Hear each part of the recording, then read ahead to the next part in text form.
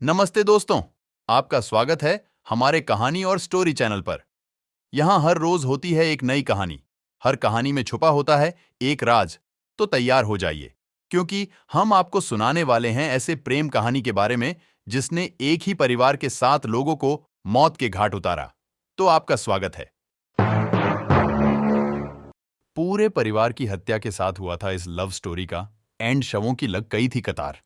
अमरोहा में प्रेम प्रसंग के नाम पर हुई इस वारदात के बारे में जिसने भी सुना उसकी रूह कांप गई थी। अपने आशिक के साथ शबनम ने अपने हाथों से अपने पूरे परिवार को खत्म कर दिया था। इश्क छिपाए नहीं छुपता। कुछ लव स्टोरियां कामयाब हो जाती हैं तो कुछ का अंजाम बेहद खतरनाक होता है। इस भूमिका के बीच यहां बात यूपी के अमरोहा की रहने वाली शबनम और सलीम के रोमांस के चक्कर में हुई सामूहिक हत्याओं की उस वारदात की जिसने पूरे प्रदेश को हिलाकर रख दिया था। उस खौफनाक और नृशंस हत्याकांड को आज भी यहां के लोग नहीं भूले हैं। दरअसल अमरोहा जिले के जिस गांव में ये लड़की रहती थी, वहां दूर दूर के गांवों तक लोग आज भी अपनी बेटी का नाम शबनम नहीं रखते हैं। इस मामले में हैरानी की बात यह है कि इश्क में अंधी हुई ये लड़की कोई अनपढ़ नहीं बल्कि डबल एमए और टीचर थी जो बच्चों को अंग्रेजी पढ़ाती थी। 2008 में अप्रैल की एक उमस भरी सुबह थी जब उत्तर प्रदेश के अमरोहा जिले का बावनखेड़ी गांव कराह रहा था। शौकत अली की बेटी शबनम रोते चिल्लाते हुए घर घर दौड़ी। उसको चिल्लाते देख जैसे ही पड़ोसी मौके पर पहुंचे, वे 10 महीने के बच्चे सहित परिवार के 7 सदस्यों के शव फर्श पर पड़े देखकर चौंक गए। मृतकों में शबनम के पिता शौकत अली उम्र 55 साल, मां हाशमी उम्र 50 साल, बड़े भाई अनीस उम्र 35 साल, अनीस की पत्नी अंजुम उम्र 25 साल, छोटा भाई राशिद उम्र 22 साल, चचेरी बहन राबिया उम्र 14 साल और अनीस का 10 महीने का बेटा अर्श शामिल थे।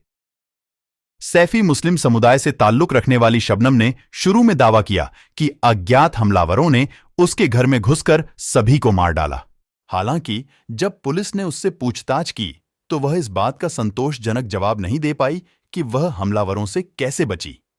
सलीम के साथ शबनम के रिश्ते को लेकर भी गांव में सुगबुगाहट शुरू हो गई थी, जिसका उसके परिवार वालों ने कड़ा विरोध किया था। आखिरकार 5 दिनों की पूछताछ के बाद शबनम टूट गई और उसने कबूल किया कि उसने और उसके प्रेमी सलीम ने उसके परिवार को मार डाला था। उसने पुलिस को बताया कि उसने अपने परिवार के सदस्यों को अपने प्रेमी के साथ मारने से पहले जहर मिला हुआ दूध पिलाया था। दरिंदगी की रात 10 माह के बच्चे समेत परिवार के 7 सदस्यों की कुल्हाड़ी से काटकर हत्या कर दी गई। सलीम ने कुल्हाड़ी से उनके सिर काट डाले, जबकि शबनम ने उनके बाल पकड़ रखे थे। उसने अपने 10 महीने के भतीजे का गला दबा दिया। अपने परिवार के बाकी सदस्यों की मृत्यु के साथ शबनम घर और अन्य संपत्ति की एकमात्र वारिस होती। अपराध के 5 दिन बाद जब शबनम और सलीम को गिरफ्तार किया गया, तब वे दोनों 20 वर्ष के थे और शबनम 7 सप्ताह की गर्भवती थी। बाद में 2008 में उसने एक बेटे को जन्म दिया। अंग्रेजी और भूगोल में स्नातकोत्तर शबनम ने शिक्षा मित्र रूप में काम किया था। उसका परिवार सलीम के साथ उसके रिश्ते का विरोध कर रहा था, जो कक्षा 4 में पढ़ाई छोड़ चुका था, जो अपने घर के बाहर लकड़ी काटने की इकाई में काम करता था और पठान समुदाय से ताल्लुक रखता था। दिलचस्प बात यह है कि मुकदमे के दौरान दोनों एक दूसरे के खिलाफ हो गए। 2015 के सुप्रीम कोर्ट के फैसले में कहा गया है कि धारा 313 के अपने बयान में शबनम ने कहा कि सलीम ने छत के रास्ते चाकू से घर में प्रवेश किया और सोते समय उसके परिवार के सभी सदस्यों को मार डाला। वहीं दूसरी ओर सलीम ने कहा कि वह शबनम के अनुरोध पर घर पहुंचा और जब वह वहां पहुंचा तो उसने दूसरों को मारने की बात कबूल की। 2010 में अमरोहा सत्र अदालत ने उन्हें मौत की सजा सुनाई, जिसे 2013 में इलाहाबाद उच्च न्यायालय और मई 2015 में सर्वोच्च न्यायालय ने बरकरार रखा था। हालांकि 10 दिनों के भीतर यह मामला देश की सुप्रीम कोर्ट में पहुंचा था। सितंबर 2015 में उत्तर प्रदेश के तत्कालीन राज्यपाल राम नाईक ने शबनम की दया याचिका को खारिज कर दिया, जिसे उसने अपने बेटे मोहम्मद ताज के प्रति अपनी जिम्मेदारियों के आधार पर मांगा था। अगस्त 2016 में तत्कालीन राष्ट्रपति प्रणब मुखर्जी ने भी उसकी दया याचिका खारिज कर दी थी। जनवरी 2020 में मुख्य न्यायाधीश एसए बोबडे की अध्यक्षता वाली सुप्रीम कोर्ट की बेंच ने मौत की सजा को बरकरार रखा।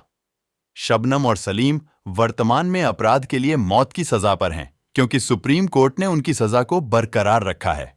अगर शबनम को फांसी दी जाती है तो वह स्वतंत्र भारत की पहली महिला होगी जिसे किसी अपराध के लिए फांसी दी जाएगी। जुनून के इस अपराध का दूसरा पहलू शबनम के परिवार की संपत्ति है। शबनम का बेटा ताज मोहम्मद, जिसे उसने जेल में जन्म दिया, विवाह से बाहर पैदा हुआ था और उसके परिवार के स्वामित्व वाली संपत्ति पर उसका दावा करने की कोई संभावना नहीं है। करोड़ों की संपत्ति बावनखेड़ी में सबसे बड़ी संपत्तियों में से एक है और कथित तौर पर विस्तारित अली कबीले के बीच विवाद की हड्डी के रूप में उभरी है। शौकत के भाई सत्तार, जिनके पास आधी संपत्ति है, अब अपने परिवार के साथ वहां रहते हैं, लेकिन उनका दावा है कि उन्हें दूर के रिश्तेदारों से धमकियां मिली हैं, जिनकी नजर इस पर है। शबनम के बेटे को उसके कॉलेज के दोस्त उस्मान सैफी ने गोद लिया है। सैफी का कहना है कि संपत्ति दान में दी जानी चाहिए। उन्होंने कहा, इससे कुछ भी अच्छा नहीं हो सकता। इस बीच कानूनी विशेषज्ञों का दावा है कि फांसी से पहले शबनम के पास अभी भी कुछ कानूनी उपाय बाकी हैं।